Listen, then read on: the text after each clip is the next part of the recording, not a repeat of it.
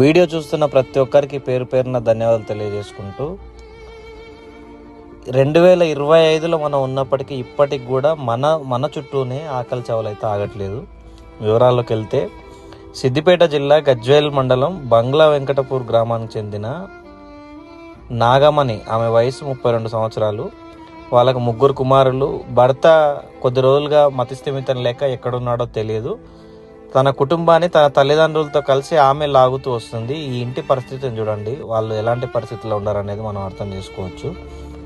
ఆ 3 పిల్లలకి తను ఒక్కతే చేసి తను తినక తను అలాగే, నిజంగా చెప్పాలంటే తిండి లేక తన తండ్రి చనిపోయాడు 6 నెలల క్రితం. మళ్ళీ 6 నెలలు తిరిగేలోపు తను ఒక్కతే అయిపోయింది. తను పని చేయలేక సగం తిండి సగం తినలేక ఆమె కూడా 5వ తారీఖున కన్నుమూయడం జరిగింది.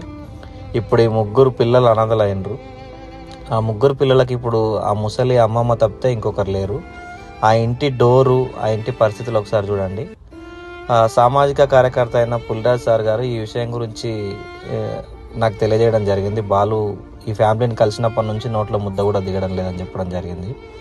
అందుకే మా వంతుగా వృత్తిరీత్యా మేమంతా క్యాబ్ డ్రైవర్స్, నేను నా ఫ్రెండ్స్, ఒక నెలకు సరిపడా రేషన్ సరుకులని కుటుంబానికి అందజేయాలని నిర్ణయించుకొని ఒక 2 డేస్ మేము చేసే ఈ ప్రయత్నానికి ఒక 2 డేస్ మన ఫ్రెండ్స్ కావచ్చు, మన మిత్రులు కావచ్చు, లేదంటే ఈ వీడియో చూసే వాళ్ళు ఎవరికైనా చేతులు జోడించి నమస్కరించి నేను వేడుకునేది ఒక్కటే, పిడికెడ అన్నం లేక, ఒక పూట అన్నం లేక ఆ తల్లి తను చాలించింది. ఇలాంటి పరిస్థితుల్లో మధ్య మనం బతకడం నిజంగా చాలా బాధాకరం.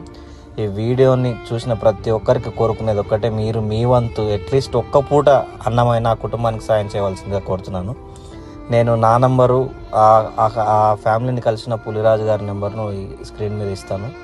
మీకు ఎవరికి అనుమానాలు ఉన్నా ఫోన్ చేయొచ్చు. ఒక 2 డేస్ ఈ వీడియోని ఇలాగే షేర్ చేసి వచ్చిన అమౌంట్తో పాటు మేము ఇచ్చే దాంతో కలిపి ఆ కుటుంబానికి సాయం చేయాలని నిర్ణయించుకున్నాం. ప్లస్ ఈ కుటుంబం గురించి ఈ వీడియో చేయడానికి మెయిన్ రీజన్, ఈ కుటుంబం గురించి ప్రపంచానికి తెలియాలి, గవర్నమెంట్కి తెలియాలి, ప్రభుత్వం కదిలి రావాలి, ఈ కుటుంబాన్ని ఆదుకోవాలి.